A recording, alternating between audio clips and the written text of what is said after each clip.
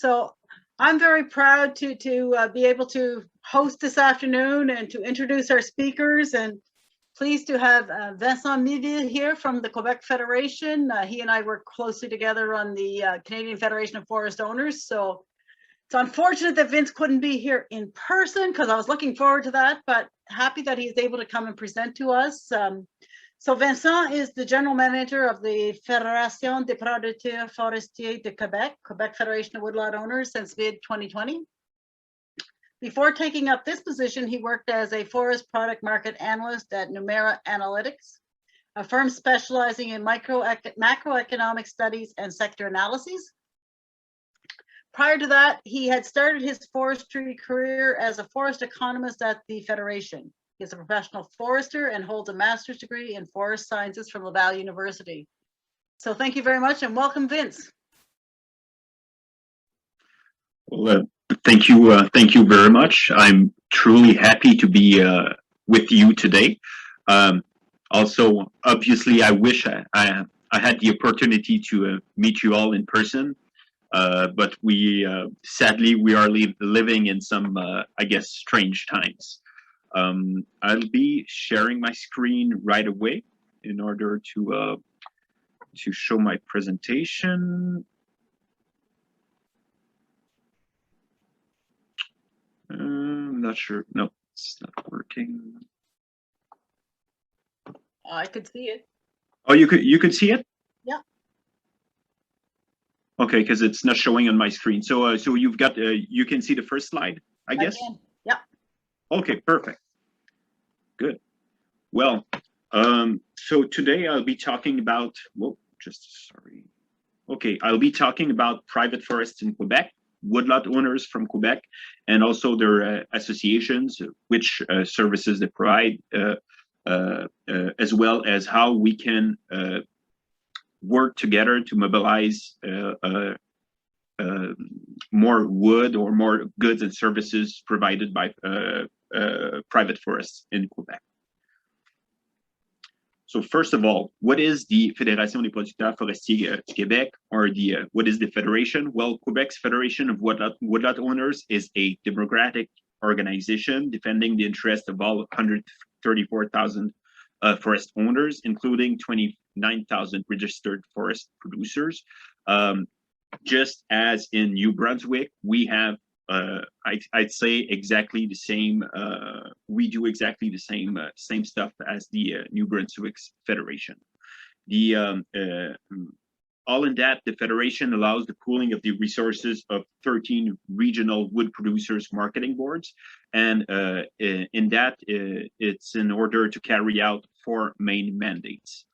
What are those main mandates? Well, first, the Federation aims at stimulating the development of private forests. Secondly, it tries to increase the income of forest producers, whether it be through, for example, wood sales, government programs, fiscal policies, or any other tools in order to increase the income of forest producers. Thirdly, we promote the cohesion of forest producers. We try to gather the interest of 130,000 different forest owners, and we try to unify those interests or into somewhat common objectives that will rally the vast majority of them. And fourth, obviously, we in order to carry out the 3 first mandates, the Federation needs to establish itself as a credible spokesperson for forest owners and wood producers. And that is, it needs to be recognized as the major interlocutor for forest owners in Quebec, with 80 stakeholders interested in private forests, whether it be government, industrials, municipalities, environmental organizations, etc. We can see on this map the location of private forests in Quebec. In Quebec, the location of private forest is highly linked to the colonization of the territory. You can see that private forests are found near towns and villages. Private forests are represented by the pale green. And it's mainly throughout in the St. Lawrence Valley River, as well as in the Ottawa Outaouais River Valley, but also in Abitibi-Témiscamingue in the northwest, as well as in the Saguenay-Lac-Saint-Jean around the big lake in the middle of the province. The map shows that there's a dominance of public forest shown in dark green here across Quebec. Private forests, they represent roughly 16% of the area of productive forest in Quebec, and the rest, 84%, comes from public forest. Also an interesting fact about this map, you can see that most, if not all, of forest product factories are mostly located within private forest. You can see all those dots are truly inside private forest. And maybe, as said earlier, there's 13 wood producers or forest owners marketing boards across Quebec, and they are all affiliated to the Federation. And you can see on this map, it shows where each marketing board is located within Quebec.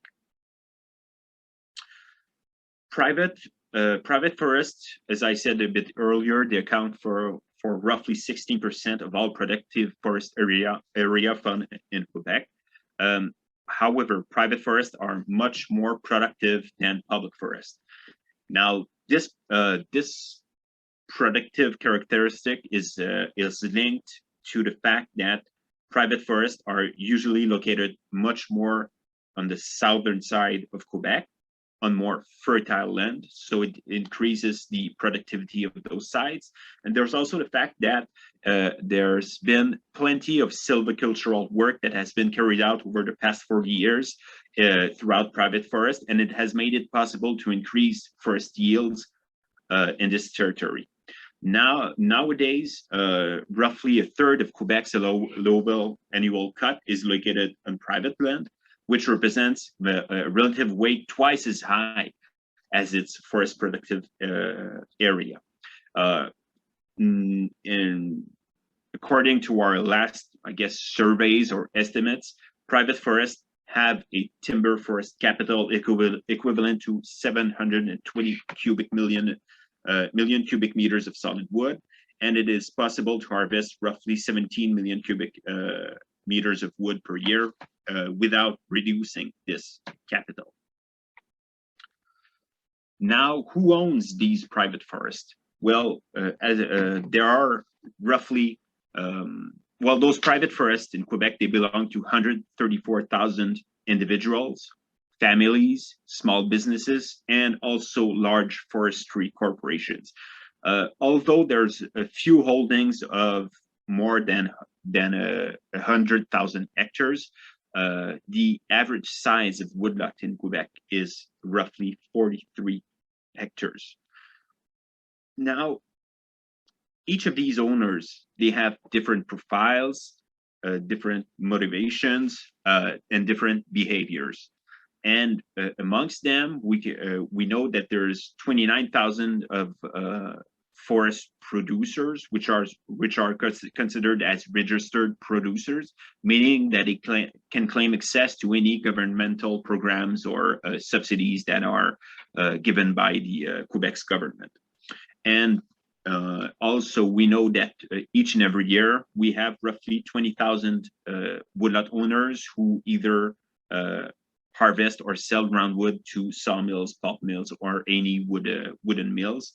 And it does not mean it's always the same woodlot owners harvesting each and every year, but roughly we have 20,000 of these owners harvesting every year. Now, if we take a look at sales of roundwood, they've reached roughly 6 million cubic meters in recent years, and almost fully recovering the loss that was experienced during the famous crisis of over a decade ago. There's been, and when we take a look at it through history, we can see that there's been some major structural changes throughout the last 50 years and what product the producers have sold. Initially, nearly all of the roundwood sold by woodlot owners through marketing board was all going to pulp mills that you can see on this graph showing in light green. Then in the 80s and in the 90s, harvest turned rapidly towards sawlogs, as well there was a decrease in pulp logs demand, and there was an increase also in sawlogs demand. And when we take a look at in 2020, we can see that roughly 3/4 of the roundwood sold by woodlot owners went to sawmills, while pulp mills and panel mills and other smaller other, I'd say, niche products shared more or less the equally the remaining of the volume that was sold to over 200 mills. The potential of private forests in Quebec remains, I'd say, largely untapped when we take a look at it. The allowable annual potential of private forest, meaning what grows every year in the forest of woodlot owners, the AAC stands at 17 million cubic meters. And when we take a look at it, it's roughly half and half between broadleaf species as well as coniferous species. Now, when we look at the potential commercial harvest, that would be meaning what marketing boards estimate forest owners could sell in a, I'd say, perfect market. So if they could sell anything that they're trying to sell, meaning that they'd have demand for all their products, they'd have the right price for all their products, they'd have all the entrepreneurs, all the transporters in order to make it, to harvest it and to sell it. Well, this potential commercial harvest stands roughly at 8.8 million cubic meters. Now, this figure was estimated 5 years ago, and we're actually working on it right now. So it could change a bit in the, I guess, next month or next year, but it gives nonetheless quite a good idea. So roughly half or a bit more than half of the AAC could be potentially harvested in a private forest. Now again, we can see that nearly 2/3 of it is mainly coniferous species, and it's reflecting somewhat of a drastic change in the softwood sawlogs demand over the last decades. Now, in 2020, forest owners harvested and sold 6.2 million cubic meters of roundwood to roughly 200 suppliers, and it's quite unsurprising, given the strength of the lumber market, that 3/4 of it was actually softwood that was sold. Now, when you take a look at the third and the second graph, you can see that there is still between 2 and 3 million cubic meters of roundwood in private forest that has not found, I guess, a market, or that is not sold, and it's mostly across all regions in Quebec, and obviously most of this volume is concentrated in broadleaf species. And although there's an untapped potential in private forests, competition for Quebec's woodlot owners remains quite, I guess, fierce. Public forests remain by far the largest supplier of mills in Quebec. So the principal competitor of forest owners is their government. We can see here this chart shows the wood supply of Quebec's forest industry, and now in the pale green, that would be coming from public forest. In dark green, we can see that supplies from private. We can see the supplies from private forest, and although they've increased in recent years, you may see by the following graph that they remain largely secondary to the supplies of wood mills in Quebec. And finally, we have in gray all of the volume of imported roundwood in Quebec. And this volume comes mainly from the US, especially the state of Maine, and in the lesser share from Ontario as well as New Brunswick. Now, in this second graph, we can see that throughout the years, the share of supplies from private forests to Quebec's mills have balanced roughly between 15 and 20%. And now there's been some, I'd say, changes throughout since a decade ago, when the AAC of public forest was largely cut in Quebec, and it kind of forced government as well as the industry to seek additional supplies from private forest in order to compensate for the loss in public forest. Now, obviously, the government as well as stakeholders are truly interested in private forest. They want to increase, or they have sought to increase further the reliance on this source of supply. And we sure hope we'll be able to provide those mills with even more. Now, in this context, how could we increase timber production in private forest in Quebec? And how could we encourage a greater number of woodlot owners to harvest?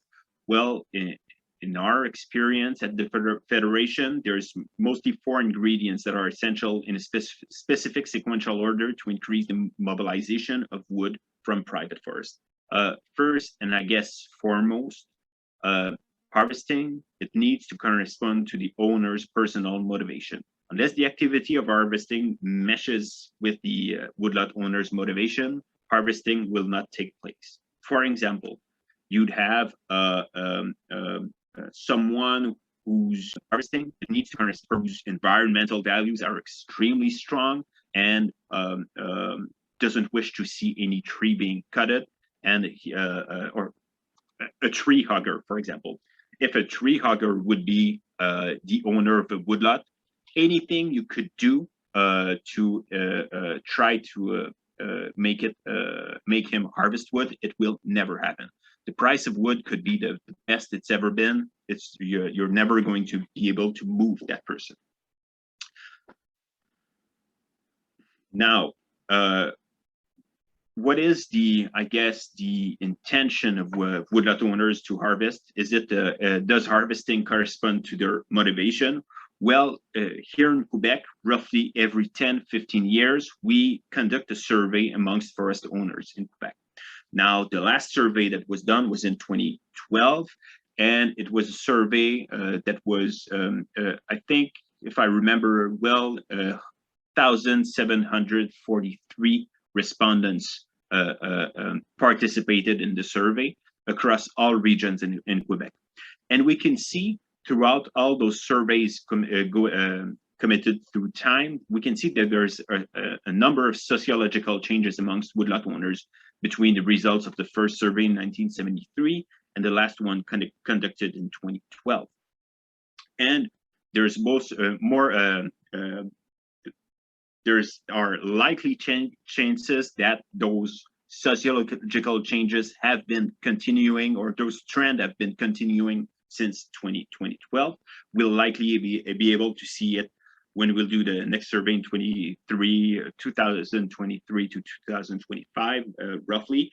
And I would be surprised if all those, for example, sociological change, or if the survey would be much more different in Quebec than in New Brunswick. So I think it might give you some kind of insights to what's happening also in New Brunswick, although I cannot affirm it completely. First of all, we can see that the share of farmer who owns a woodlot has decreased substantially from 41% in 1973 to 14% in 2012. So we can see that there's less and less woodlot owners that tend to live off the land. Secondly, we see a sharp increase in retirees from 11% in 1973 to 33% in 2012.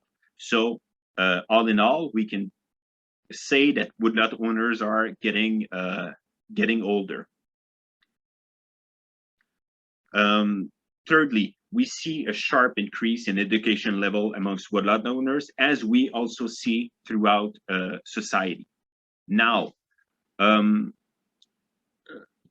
do these sociological changes have an implication among the motivation of woodlot owners to harvest? Well, sure it does. But when we take a look at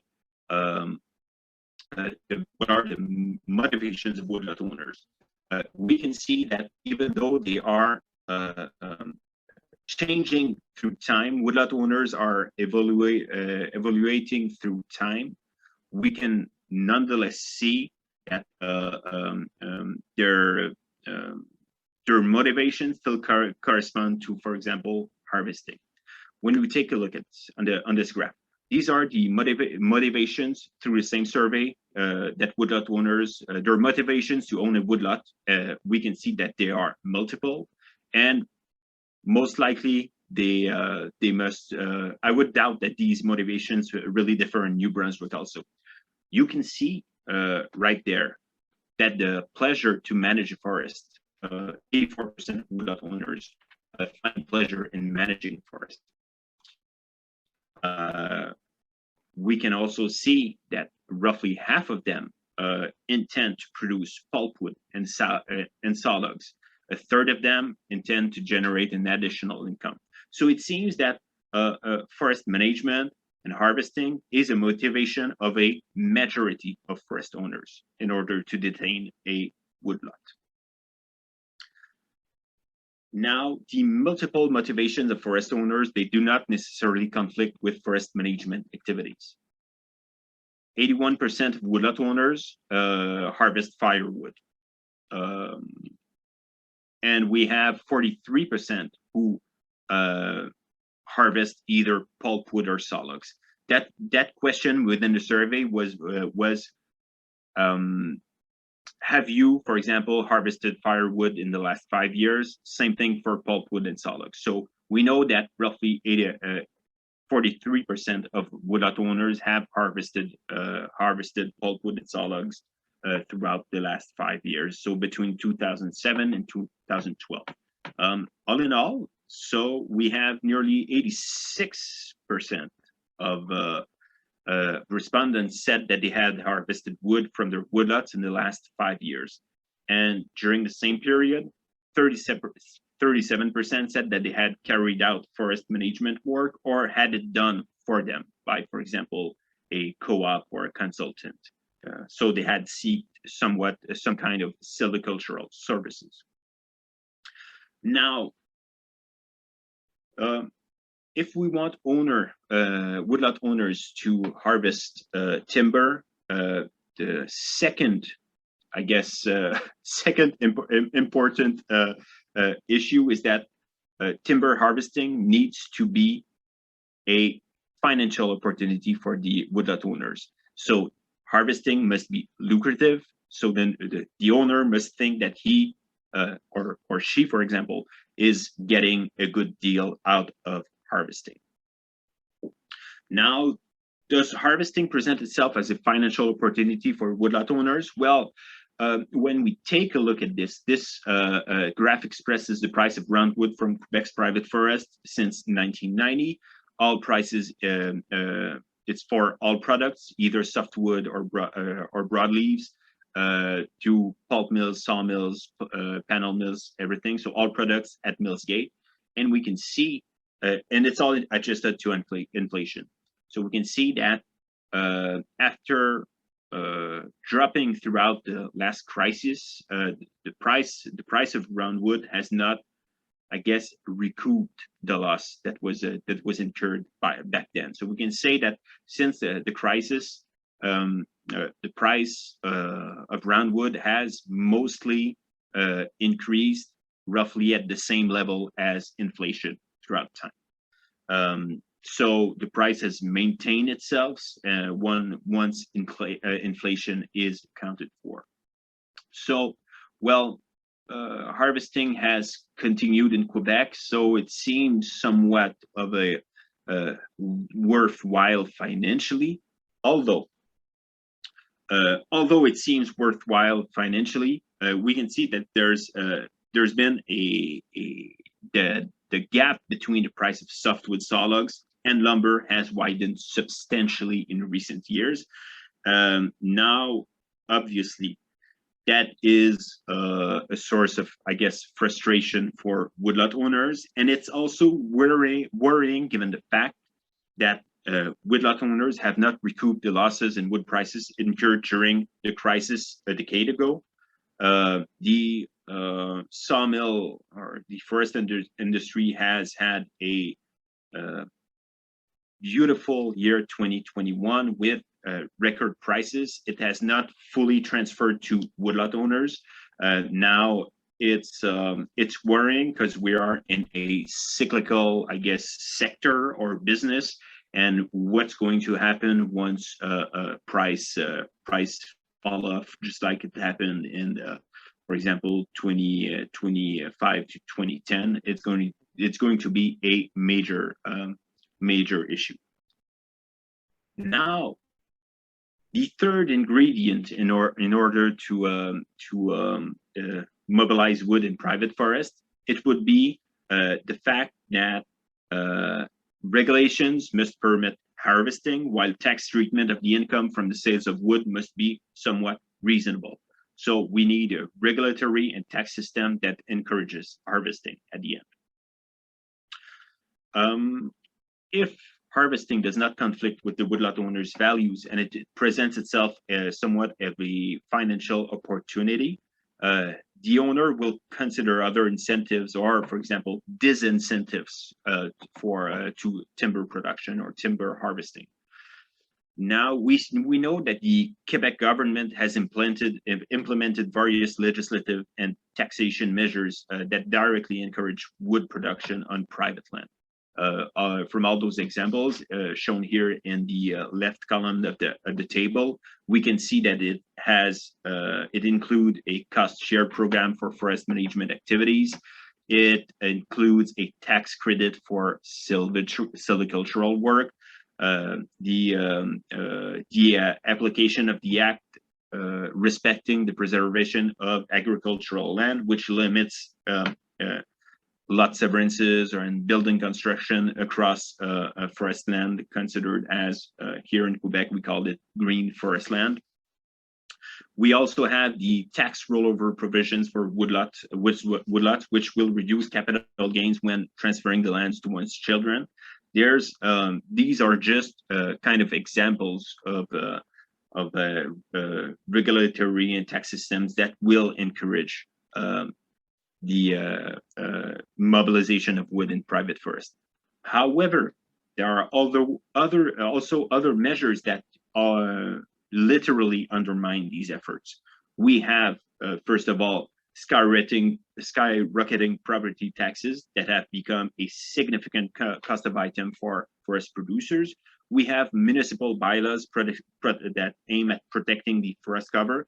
They have become increasingly restrictive, and I'd say in some way creatively restrictive.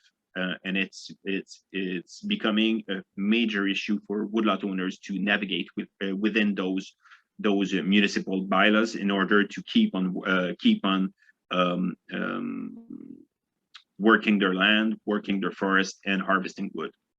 There's also the fact that some, or if not all, income tax measures do not take account some special characteristics of silvicultural work, and it's a major issue, as it's in some case as if wood production was actually taxed higher than other economic sectors, for example. And when we take a look at this, all in all, do regulatory and tax systems encourage wood production? Well, the answer is yes, it does, and no, it doesn't. We have seen some all those conflicting interests and regulations. They're also increasing amongst the management of private forest lands throughout time. Fourth, we know that technical support must be available to facilitate forest management, harvesting, marketing, wood hauling, and ensuring a silvicultural work in order to put harvested areas back into production. Woodlot owners need technical support. Now, for decades, the government of Quebec has been trying to establish a partnership with woodlot owners to increase the wood production or wood supply from private forest in order to supply the forest industry. And since 1942, Quebec has implemented a number of measures to encourage its woodlot owners to manage their forests to supply wood to the forest product industry. Now, over the years, the government of Quebec has offered a series of incentives to encourage woodlot owners to manage their forest. It started in 1942 with visits from professionals and technicians, but it was actually abandoned a few years after. In 1942, there was also the free distribution of tree seedlings. There was a freeze on property assessment of forest plantations between 1965 and 1986. The funding to acquire forest machinery and land since 1975. We've had technical and financial support for silvicultural work to owners who are in the co-op since 1974. Tax credits for silvicultural work since 1986, income averaging for forestry income that happened between 2006 and 2009, but was eventually reinstated in 2016. And recently, we had the creation of a category of forest immovables, enabling municipalities to lower the tax rate of forest properties. And at the same time, the province has worked with Woodlot Owners and Wood Producers Association to establish somewhat of a legislative framework, allowing the collective marketing of wood since 1956 and the grouping of woodlot owners and their forest holdings into co-ops, syndicates, or group ventures. And that happened in 1975. This has allowed the establishment of wood producer syndicates, forestry group ventures, and forest co-ops. Now, when we take a look at private stakeholders in private forest stakeholders in Quebec, we can see that there's an astonishing number of stakeholders that are involved in the management of private forests in Quebec. Now, individual woodlot owners, which are at the center of this graph here, they receive advice from forest co-ops, private consultants, wood producers, marketing boards. We have municipalities on a bigger level that enforce regulations and bylaws to protect the forest cover in their territory. We have various government departments, depending on their areas of activity, that either offer support programs for woodlot owners or enforce some kind of regulations. And we have in each and every region some governmental agencies that are responsible for the development of private forest, and they provide a forum for all these actors to discuss the planning of forest management programs on a regional level.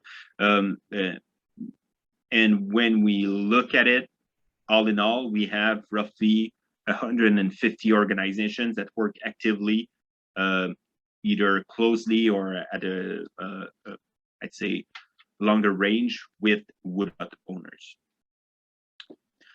Now I know the preceding graph was a bit complicated, so to simplify this, stakeholders directly helping forest owners include, for example, within a single region, we have a forest owners association, which manages a marketing board that is responsible for negotiating with mills, informing woodlot owners, organizing supply logistics, and making payments to wood producers. We also have several forest owners co-ops providing silvicultural services, as well as private consultants also providing silvicultural services. And finally, a governmental agency to establish regional silvicultural priorities and administer subsidies to woodlot owners. Most technical services offered to woodlot owners comes from either woodlot owner co-ops, consultants, or forest owners association and the marketing board they manage. So co-ops and consultants, we've got a network of roughly 100 forest owners, co-ops, and private consultants that provide technical assistance in the area of forest management. They offer guidance to forest owners regarding the management of their woodlot, as well as silvicultural services to owners who would would wish to have those services done by someone else. And on the other side, the Forest Owners Association, which the Federation represents. It's a network of 13 associations managing a marketing board, providing timber marketing services to woodlot owners.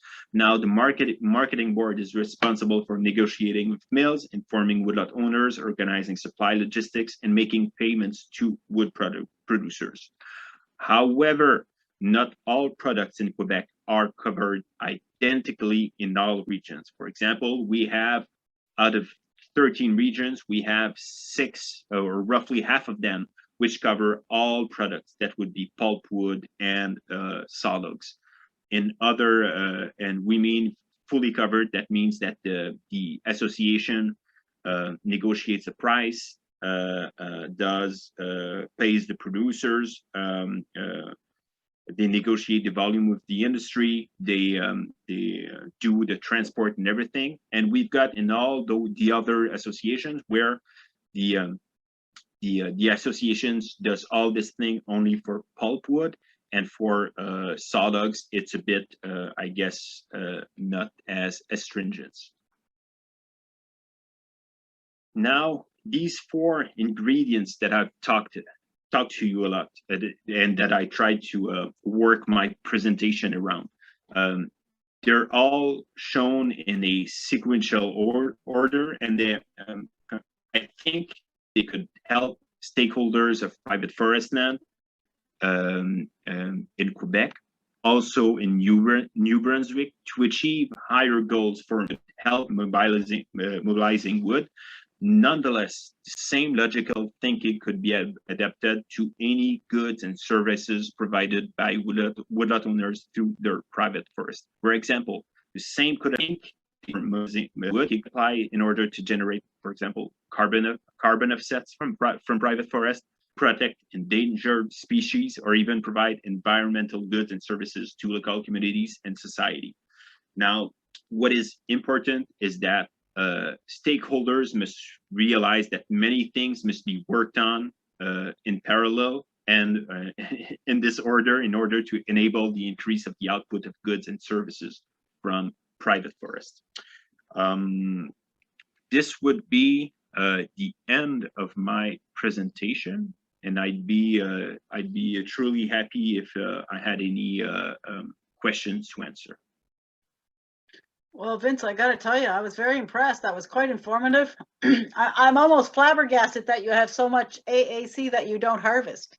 Here, we're much closer to our AAC. So that was very interesting. And I see we have a couple of questions for you as well. So on the AAC, I think the major issue here for Quebec's private forest is that private forests are within municipalities near where people live, so there's a bit of this this problematic that does not help us harvest everything. And also we've got a lot of broadleaves forest, and there's not as much market for this roundwood. Right. All right, Gerard, you have a question?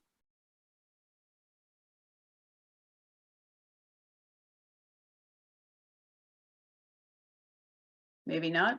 Maybe your hand just yes, no, I was still muted, I guess. Merci beaucoup pour avoir participé, Monsieur Melville. Thank you for participating. You showed the price of sawmill material go up, lumber go up, but not roundwood. The paper product has done the same thing. One of the issues happening around here is the ability of family sawmills or local sawmills that are not attached to pulp mills to get a decent price for their wood chips. Are you having the same issue in Quebec? We need to put the chip prices or the chip in a in relation with the lumber prices. Chip will always be an issue for most mills. It is also the fact in Quebec, it's always an issue for mills.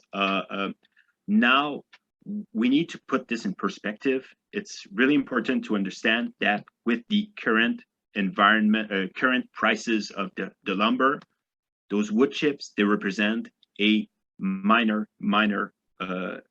or secondary revenue for those lumber mills. We're likely likely they represent probably less or more so 10% of the revenues of the sawmills. So of course it's an issue. Of course we've got to mills need to get rid of that. But I mean, I think nonetheless, if wood chip prices are down, it's not a major issue for lumber mills. Thank you. See. Ron, you have a question? Yes, I do, please. Thank you very much for the presentation and the interesting information. As I noticed that in one of your slides that you did say in terms of managing for other values such as the non-timber forest products or les produits forestiers non ligneux. Okay, if I was a private woodlot owner in Quebec, where would I go and who has the expertise and the advice to help me find out what I have so that I could manage it, and where I could get advice and assistance in managing for some of this other diversity of values, even if it wasn't necessarily for a commercial benefit? You'd have, first and foremost, you could go to the same co-ops and I guess consultants that offer service, silvicultural services to woodlot owners. They are used, especially in some regions, to make plans and help woodlot owners with any of those other services or goods with these produits forestiers non ligneux. There's some expertise that is being I guess worked around in the system around these consultants, and there's also other consultants that are not directly in the loop, but they provide the same kind of services to woodlot owners across Quebec. Okay, so just a quick follow-up. So therefore, there are individuals or groups that have the expertise to be able to offer specific management advice in these other areas aside from traditional forestry and silviculture? Yes, exactly. For example, we have one of our forest association here in the Mauricie region, which they do offer throughout the years. They have offered silvicultural services to woodlot owners, but since 2010, they started to get, I guess, intrigued by forest mushrooms, and they've worked a lot on that. And they give advices on forest owners who would like to cultivate or get counsel on this kind of matter. Okay, thank you very much. Merci. Un plaisir. Okay, that's cool. Chris, you have a question? Yes, thank you, Susanna. Thank you for joining us today, Vincent. A very informative presentation. I had a couple or three questions that I jotted down, and some of them you answered during your presentation. The similarity in roundwood pricing that you mentioned that the Quebec woodlot owners experienced during the past 18 months. If it's any consolation, we woodlot owners in New Brunswick experienced pretty well the exact same thing. No movement in pricing. You mentioned, I get just a couple of quick points. I believe you said that there's actually the government administrative body delivers the silviculture programs to the woodlot owners of Quebec. Is that correct?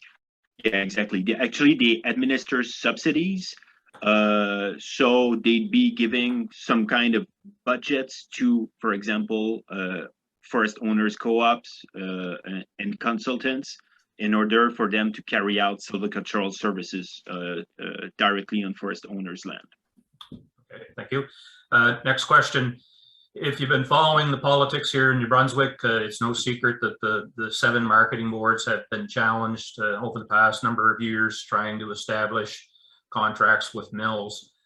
You said in Quebec, I'm trying to get a feel for the situation that currently exists. You said there's 13 boards that, and I can, you said in the case of at least 6, they are responsible for all the marketing of the products. And then there were some exceptions, I think you mentioned, for softwood logs. My question is, if a marketing board, it's, let's say in those 6 regions that seem to have some, if I can use the word, exclusivity, if they make an effort to negotiate a price on behalf of owners, do the mills have the ability to work around the marketing board and go directly to the owner of the forest products like they do here in New Brunswick? Not well. I mean, they can always try, but we've got to stop them. Technically, they cannot. However, we're experiencing, I guess, the same issue as you are right now in New Brunswick. For example, some marketing boards in Quebec, those that do not cover, for example, sawlogs, they're trying to work out and get some kind of exclusivity on sawlogs. And we're experiencing the exact same, I guess, backlash from forest industry, from entrepreneurs, from transporters, and they're all, I guess, trying to disable forest associations from letting their marketing boards manage sawlogs. So we're experiencing not exactly the same thing, but most likely the same issues. Okay, last point then on that matter. I believe in New Brunswick, we were made aware maybe 2 or 3 years ago that there was actually a legal challenge in Quebec from some industry or representatives against the marketing board structure overall. Is that ongoing, or has there been any conclusion, or was that just a rumor? Actually, the legal challenges that happened, there's been 3 legal challenges. There's challenges roughly. It started in 2017 in the region of south of Quebec. And it was marketing board wanted to get the exclusivity on sawlogs as it had done for on pulp logs for a number of decades. There's been a huge challenge ongoing, and it started in 2017, was challenged by the forest industry, and we had finally the decision last week on this matter after 4 years and countless exchanges with lawyers on the matter. Unfortunately, the Forest Owners Association was not able to get the exclusivity right now. I'm assuming they might not reconsider, but maybe work further down the line on their project. There's been since 2018, 2019, same thing in the region in Côte-du-Sud. Unfortunately, they were not granted the exclusivity on sawlogs either. And we have now in the region of Quebec, same thing. The Forest Association wants some kind of exclusivity on or I'd say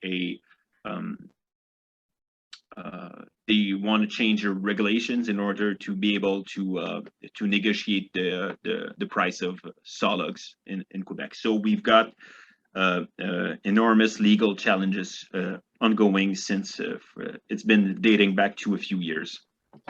So just to clarify, then, you do have some of the marketing boards that have been able to establish exclusivity and unchallenged, or? Yeah. Okay. But this happened, I'd say, many years ago, or decades ago, 20 or 30 years ago. But in a recent history, in the few years back, they haven't been able to establish themselves. Thank you very much. You're welcome. Well, Vince, I really want to thank you for taking the time and informing us much more fully on the whole situation in Quebec. It was very informative, and as you can tell, lots of interest from our end. So thank you very much for joining us and making that presentation. It's been a pleasure, and I wish I will be able to meet you all in person someday. That will be great. Thank you again. Thank you. So next on the agenda, we have Steve Spears. Steve is a registered professional forester in New Brunswick and has been working in the forest industry since 1998. He was the planning forester for Weisenhauser from 98 to 2003. And in 2003, he started running his own consulting firm, SPS Forestry and Environmental Incorporated, where he consults on planning and environmental questions. For clients in Nova Scotia, New Brunswick, BC, and Saskatchewan. So lots of experience countrywide. For the past 4+ years, he's been working for the Southeastern New Brunswick Forest Products Marketing Board, and for the last 2.5 years, he's been the silviculture manager. So welcome, Steve. We're looking forward to hear what you have to say and what you can offer us. Thank you. Hi there, everyone. Can you hear me okay? We can. Okay, good. I'm going to see if I can share my screen here. There we go. Share. So what I'm going to talk to you today a bit about is LiDAR. And come on, there we go. And just to give you a little bit of background onto it, a couple of years back, I requested and got the LiDAR from DNR, the Enhanced Forest Inventory data. And once I got it in my hands, I was trying to figure out what the heck to do with it. And this is where this all came about. So over the last 20 years or more, GIS has grown up in the forest industry. In fact, New Brunswick here, I think, was the first GIS license here from Esri. Now, with the data, we're being able to further analyze what forest stands have to offer us than we were ever able to do before. LiDAR is not 100% accurate, and species identification is still being a factor. It is not yet correct. It does present some unique opportunity, though, for the forest manager and the woodlot owner. The application I built here consists of a ArcGIS model and an MS Access database, which allows one to easily select, report on, and map woodlots. It provides statistics on each stand, but also applies the current New Brunswick government criteria for alternative harvesting and silviculture, and a few other goodies I was able to program later on. This allows the forest manager and the woodlot to have some ideas before going out to the woodlot on the potential activities that could take place. Basically, before all this, we could show them a map, print it off, say this is what might be on it for stands, but pretty much not tell them much else without going out to the woodlot and doing a cruise, or at least a walkthrough. Excuse me. So here's what it kind of looks like a little bit. It's a GIS project. The maps there, it color codes all the stands that are selected and actually numbers them as well. Okay. The tool is called a map reporter. It uses a number of map layers to do its job. So we're using the forest cover, LiDAR data, the buffer layer, ecosite layer, soil layer, non-forest layer, and the PID layer. Now, all these are accessed in one way or another for the tool to work, but not all of them are used for reporting on maps as such. Some are set aside for potential forest management planning for later on. Once the tool is run, it creates a number of layers, which are stored in a geodatabase. One is the EcoClip, so basically a clip of the ecosites within the woodlot. Forest treat, which is basically individual LiDAR points from the woodlot that were clipped out. The non-forest layer, property, or the PID layer, or the PIDs that were selected.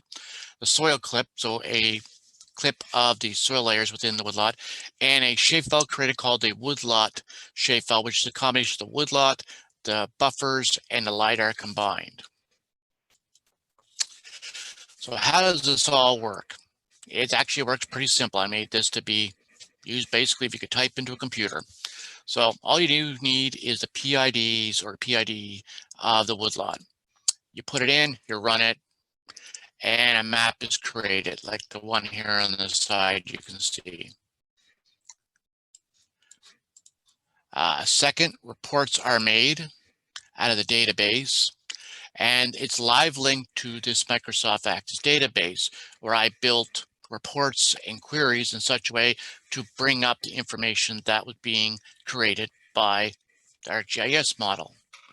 And I don't even really see it or not here on the side, but what it report on is the stand by stand number, the number of hectares for that stand, the funeral or stand type, whether or not there's buffer area within that stand.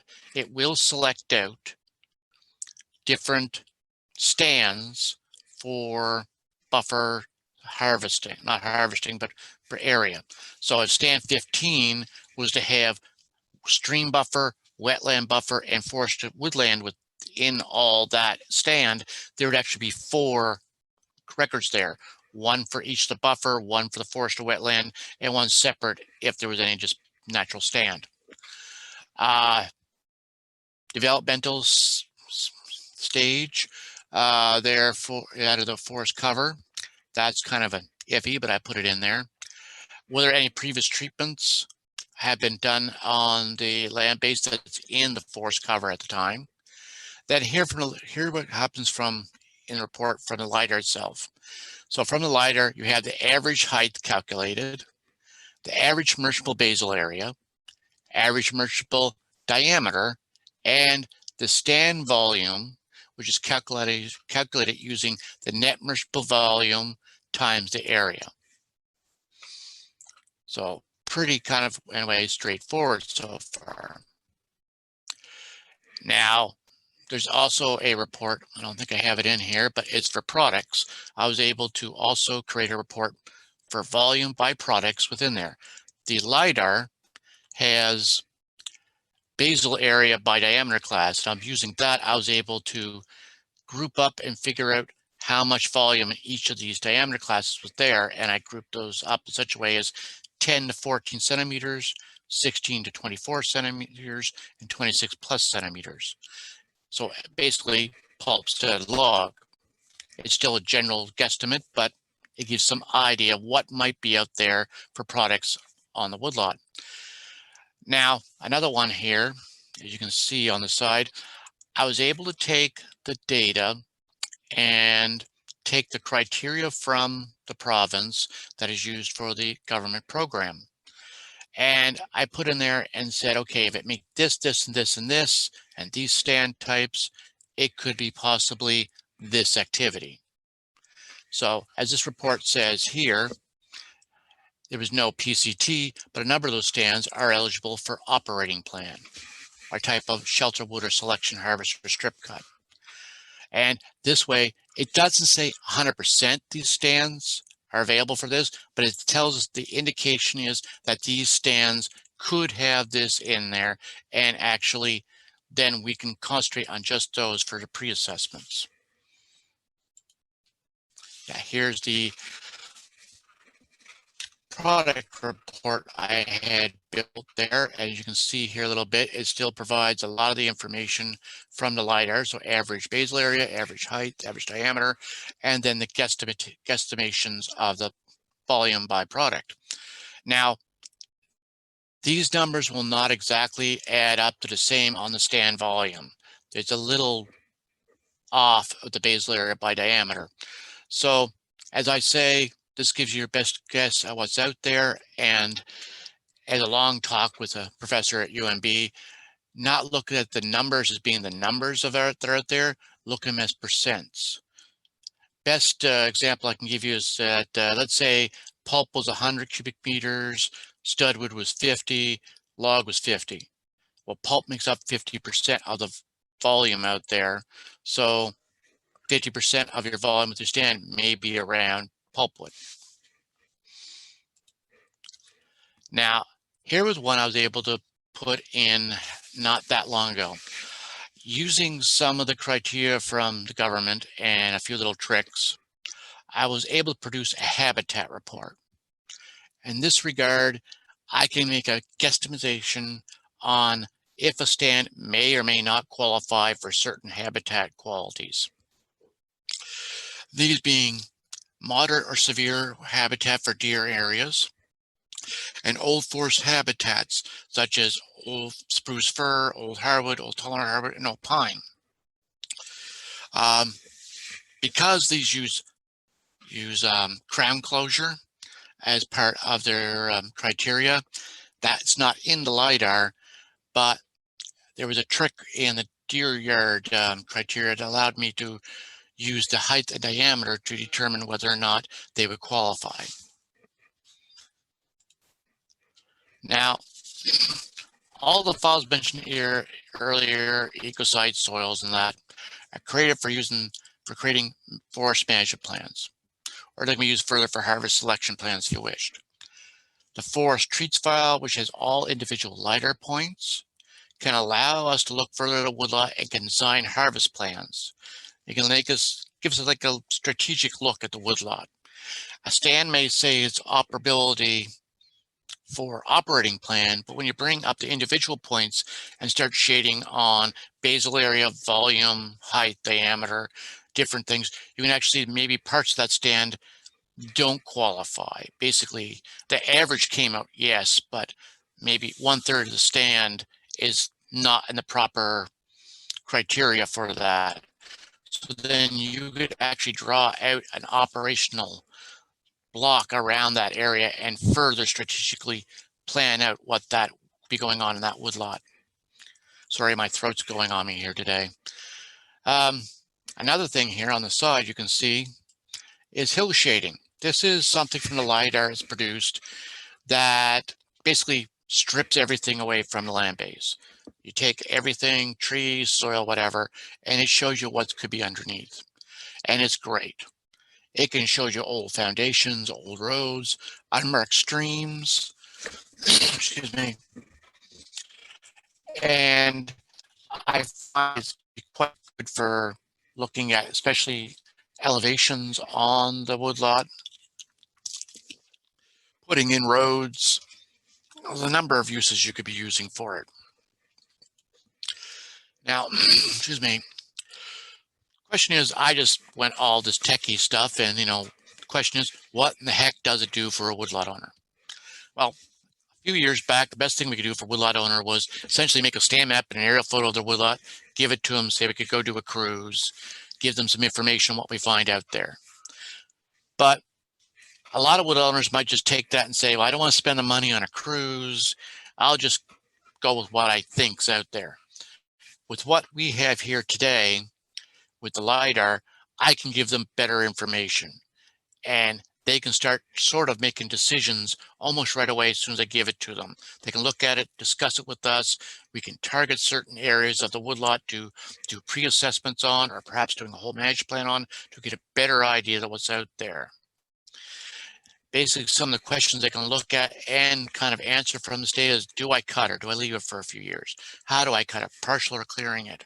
Do I need to be pre-commercially thin in some areas? Is there stands for deer habitat on my woodlot?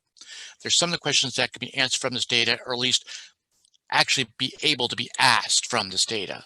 Before we just plan with a map, you're just not looking at it and you really don't know. Excuse me. The information from the LiDAR it produces for the woodlot owner allows them to make the potential strategic decisions about their woodlots. As the minister was saying earlier about educating our woodlot owners, this to me is part of that. I have a number of woodlot owners who come up and say, I have no clue to what's on my woodlot. Can you tell me what's there? With the LiDAR, I can actually give them some idea of what's out there, and then can start a conversation with them and get them interested in working on stuff.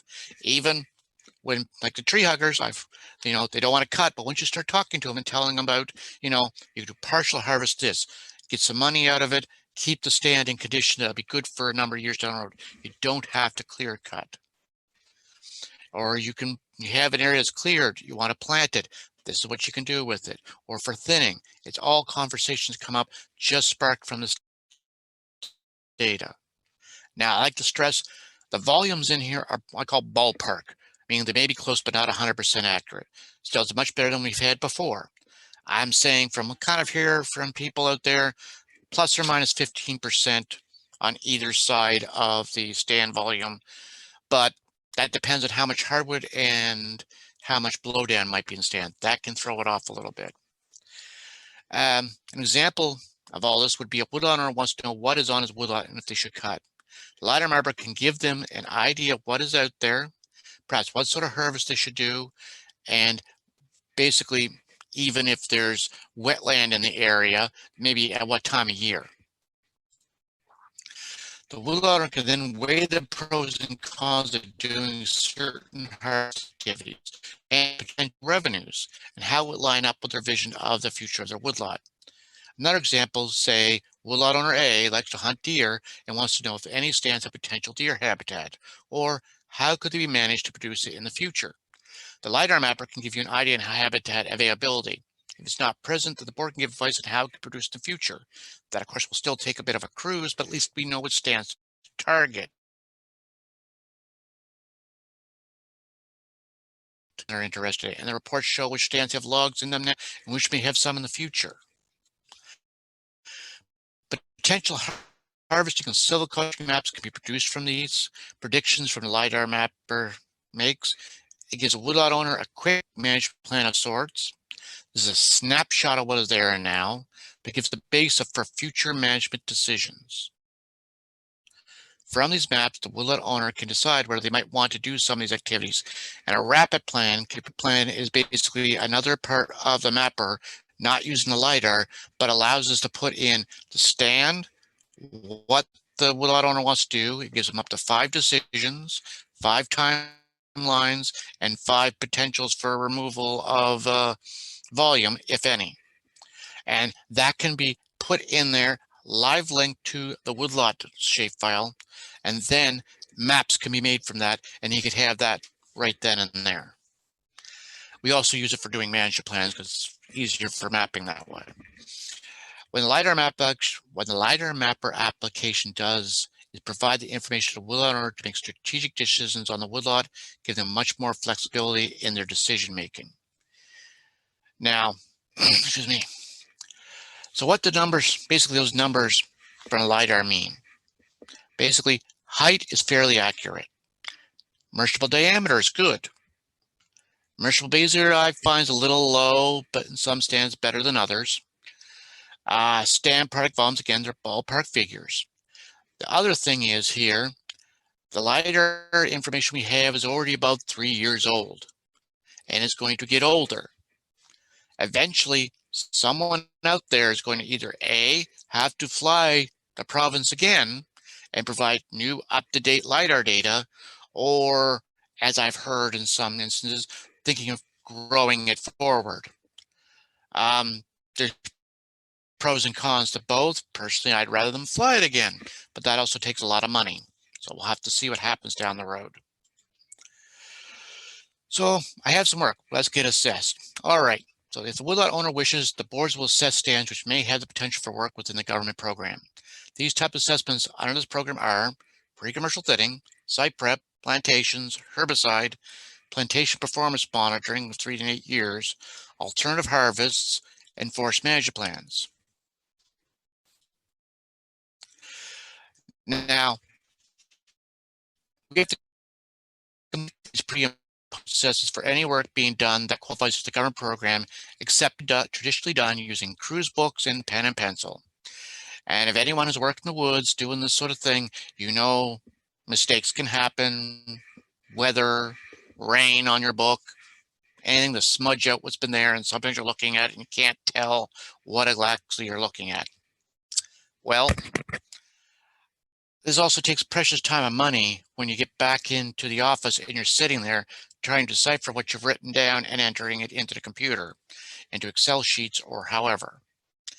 But currently, I'm working on a project that hopes to create some applications which will make these much more efficient. The project uses a combination of, again, an MS Access database and applications built for the handheld GPS units that the boards use in the woods. The database being built is called a program management system. Once it's completed, the boards will be able to enter pre and post assessments into it, report on them, inventory cruising forest management plans, record requests, keeping track of current jobs, provide a report on treatments by year, plus other reports. The database is currently set up for manual entry only at the moment. However, I'm looking at starting to provide applications for these technicians to use in the woods. This is the front GUI or guide user interface that's for the excuse me, for the database here, this new one I'm building. It allows the boards to enter pre and post into everything, and we'll be able to keep track of it and report upon it. Now, the application is being designed by SCMB to work with tables in this MS Access database. And you're also probably maybe wondering, why am I using Access? We all have it. You don't have to pay anything else for it.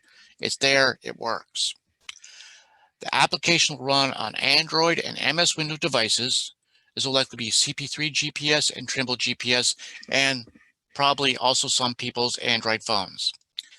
Data will be collected and entered while in the woods. And once you're back in the office and they can download the information, what happens basically instead of an hour or a whole day being used up trying to figure out what you've written in your book, now takes place in about 30 seconds.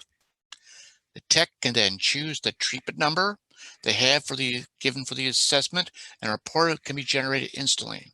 These can be printed off or saved as PDFs to be emailed later.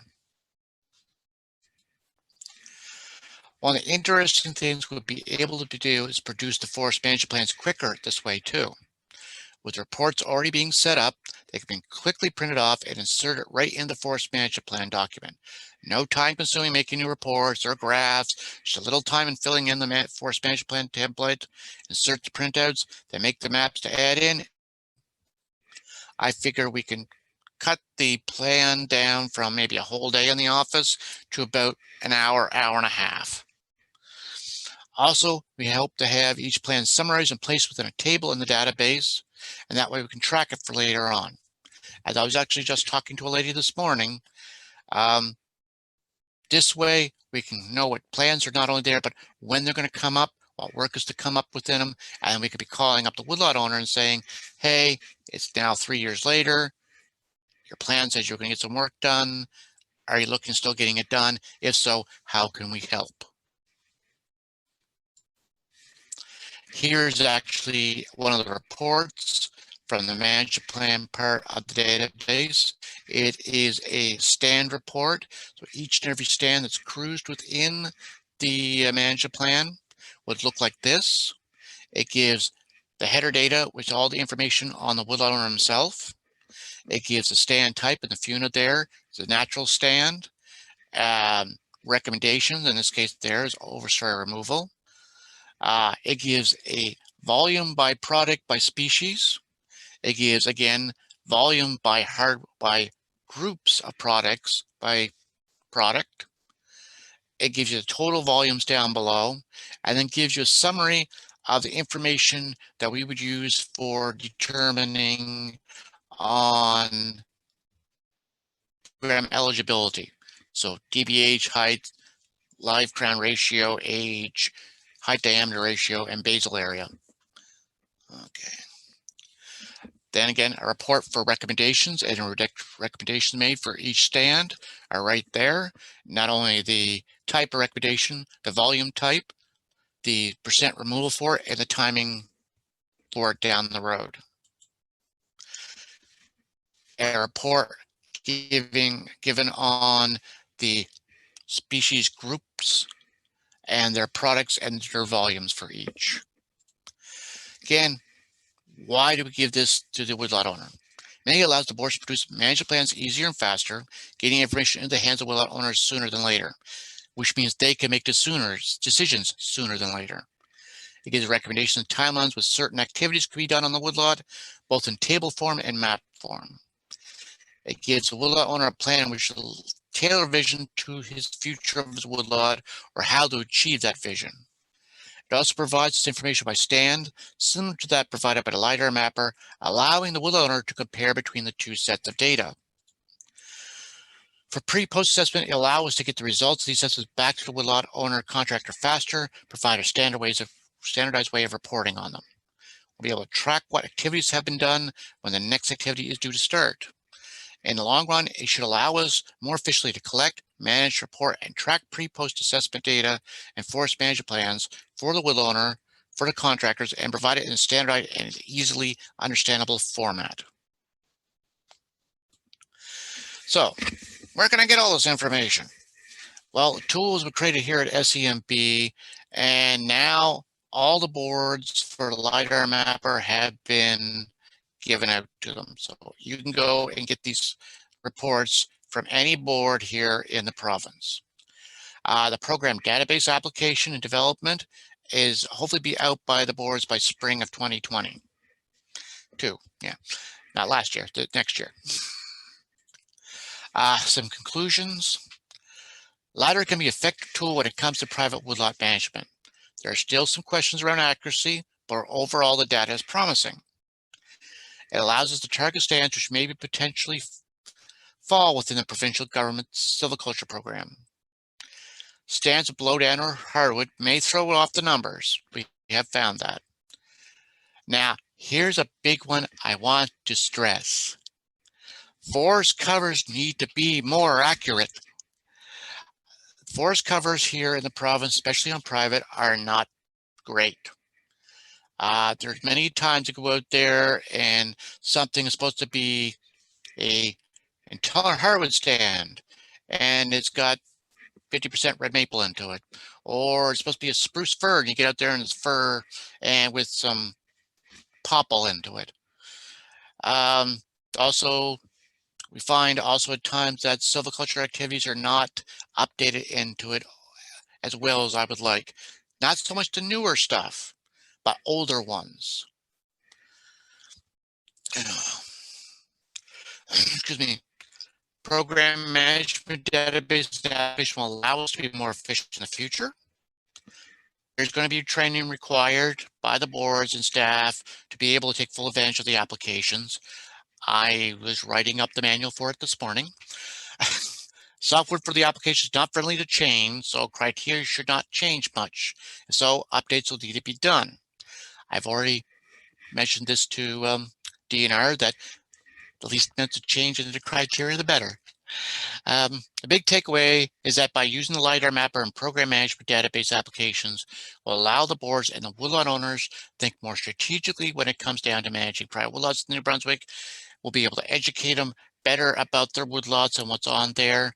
Especially, like I said, we've got a lot of new people who have inherited lots, have bought lots. People from out of province who bought lots are now moving down here, don't know what's on them, kind of would like to know and like to manage it. This here allows us the stepping stone to kind of really have a good conversation with them. And thank you for having me. And I hope I didn't stumble on my tongue so much this morning, this afternoon, because my throat seems to be going on me. So if anyone's got any questions, feel free to shoot. Thank you, Steve. Maybe I get you to unshare your screen so I can more accurately tell if there are questions. Yeah, I can, as soon as I can. Oh, stop share. Yeah, there we go. Great, thank you. Are there any questions for Steve? While you're thinking about that, Steve, I want to commend you. That's a lot of work and it has great potential for marketing boards and woodlot owners. So having seen what you can do on my father's woodlot, I'm impressed, and I think it has a lot of benefit to woodlot owners. So thank you for all your work. I was going to say your father's woodlot's the first one we're going to test using the management plan database. Yeah, that's okay. Yep, you'll be getting that probably next week. Okay. Does anybody have a question for Steve?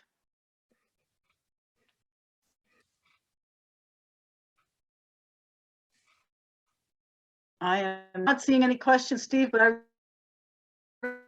really want to thank you. I think that's a great tool. And oh, there's one in question. Just hold on. Which LiDAR view application is used? Which LiDAR application is used? I'm using ArcGIS top version. Really, it's basically a mapping app program, but the LiDAR data I'm using is the Enhanced Forest Inventory. And I used Model Builder in ArcGIS to build all the GIS components to make that model work and produce the data. Okay. I don't know if that answers his question or not, but. Well, if not, Frank can certainly follow up. Yep. While we're waiting to hear back, maybe Hazen, did you have a question? Yes, I do. It's not a question, but what you just said, Steve, was fascinating. Tech change. This is going to be. I'm looking forward to looking at my property. Tell me what's there. Thank you. And I heard back from Frank, so yes, you did answer his question, Steve. So thank you for that. Yeah, the great thing about this too is when I got data, there's 180 million points in it. And if I were to do this bit by bit, it takes over an hour. This runs in less than 5 minutes. And basically all you have to do now is type in PID. So it's pretty user friendly. Chris had a comment there in questions. Scheduling treatments for management plans has always been an administrative burden. Please ensure an actual year is in the table versus 1 to 5 years. So Yeah, I could do that too. Right now I've got 1 to 5 years just to give a bit of flexibility, but an actual date can be put in there. all right. Any other questions for Steve? Well, I'm not seeing any. I want to thank you, Steve. I think that is great work. And I mean, your presentation only shows a small amount of the work that you've put in on behalf of all marketing boards and Woodlot. I really appreciate the extra effort you're putting in. And I don't know, Rick, did you want to have any closing remarks? No, I think I certainly appreciate both presenters taking the time this afternoon to.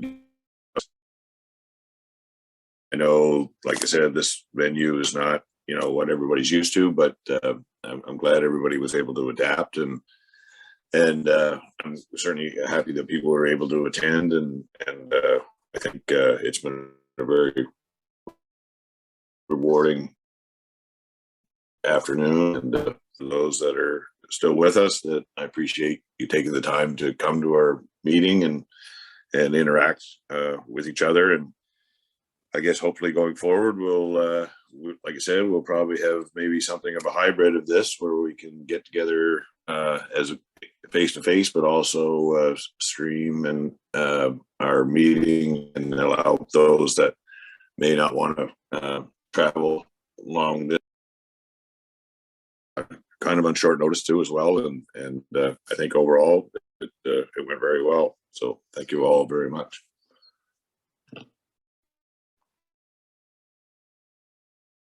Well, will be available. It'll probably take a few days just to get them up and loaded on the website. So thank you all for participating. And if you have any comments, questions, suggestions for us at the Federation, please let me know. I'm always available to talk to owners or to hear what suggestions you might have. I hope it's sunny where you guys are, and have a great day. Thank you. Here.